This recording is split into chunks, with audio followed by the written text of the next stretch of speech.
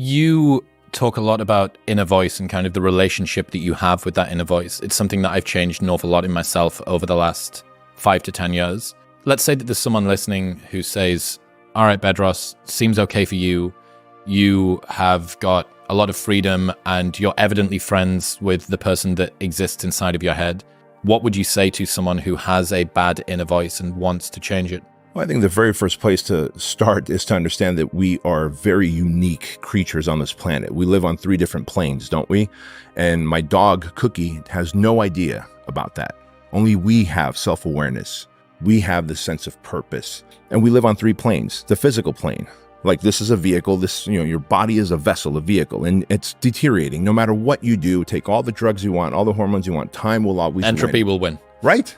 Exactly. So we live on that physical plane, but we're also energy. We're radiance, we're a soul, we're a spirit, we're energy. And then somewhere beyond between those two, there's the thoughts, feelings, and emotions that you have. So you're living life on 3 planes. And as you get older, assuming you're doing the work, because wisdom is not just age, wisdom is experience compounded by age. There you have wisdom. So literally, your soul, your consciousness gets wiser as your body begins to deteriorate. And this is why you hear old folks always saying, if I could just go back, like, what do they say?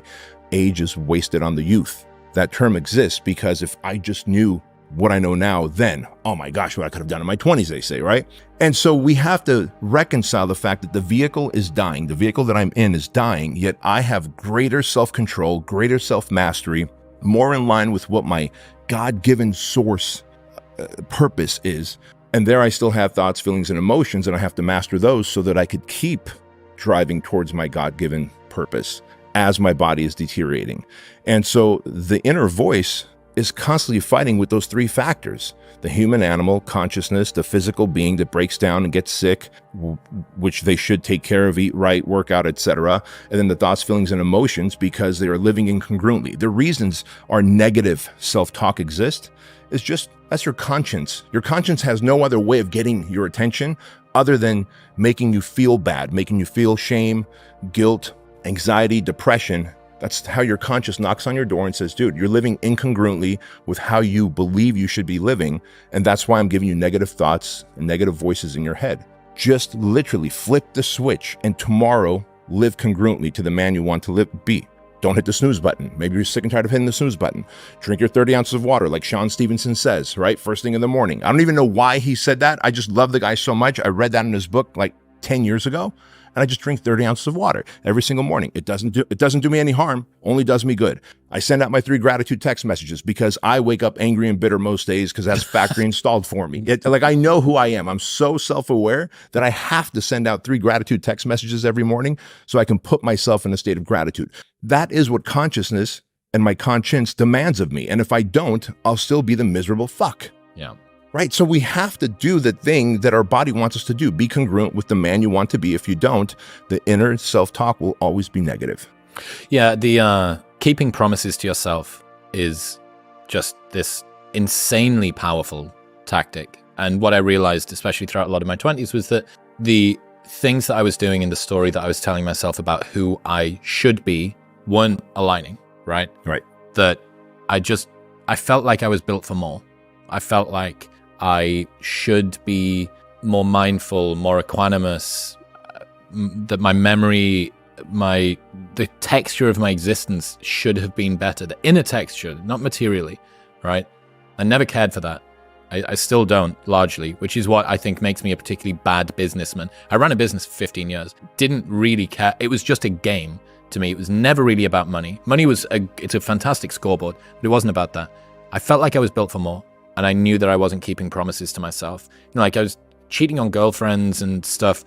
And the worst part about the way that I felt after cheating on girlfriends wasn't me being caught.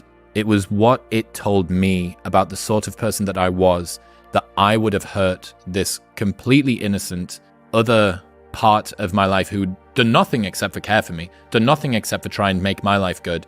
And I'd been disloyal and damaging, and I thought, right, is this really like who you are? Is this really who you want to be? And I didn't, and that was like, it was like a fucking fugue state for a long time of me thinking, well, Jesus Christ, like if this is the person that you say that you're supposed to be? Why the hell are you doing all of these different things? Right. Right. And so how did you feel? Let's just take a moment and unravel that for a moment, if you don't mind. Mm-hmm. So as you're cheating and as you're doing things, it's harming this person who otherwise loves you and cares for you Mm-hmm.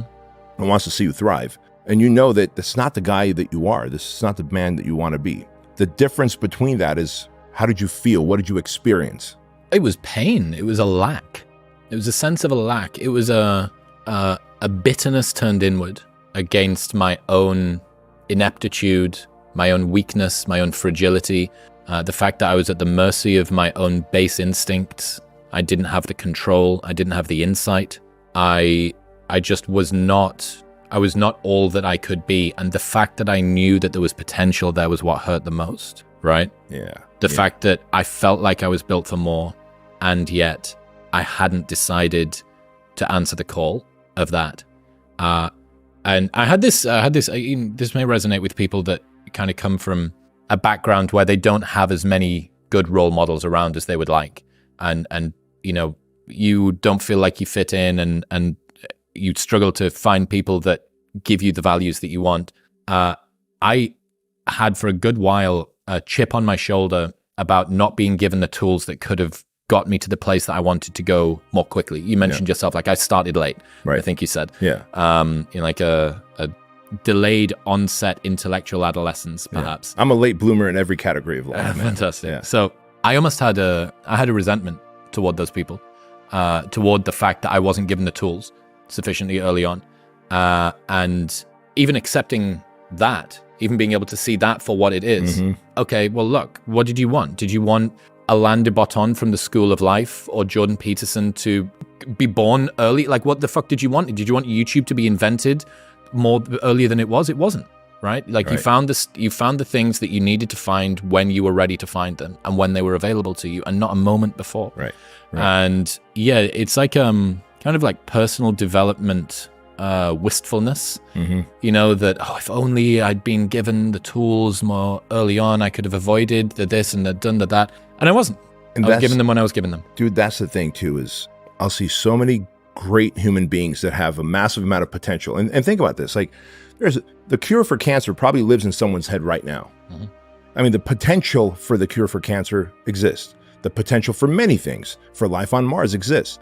But there's someone who's basically in the shoes that Chris 1.0 was in, which is they know they're meant for more. Like you said, I felt this gnawing in my gut. I knew I was meant for more. I had a greater calling. However, I was living a subpar life. And the gap in between is self-sabotaging behavior. The gap in between is limiting beliefs. The gap in between is kind of hitting this glass ceiling of success and then letting yourself slide back down because you don't believe you're worthy of happiness, success, love, whatever the thing is, because you're incongruent.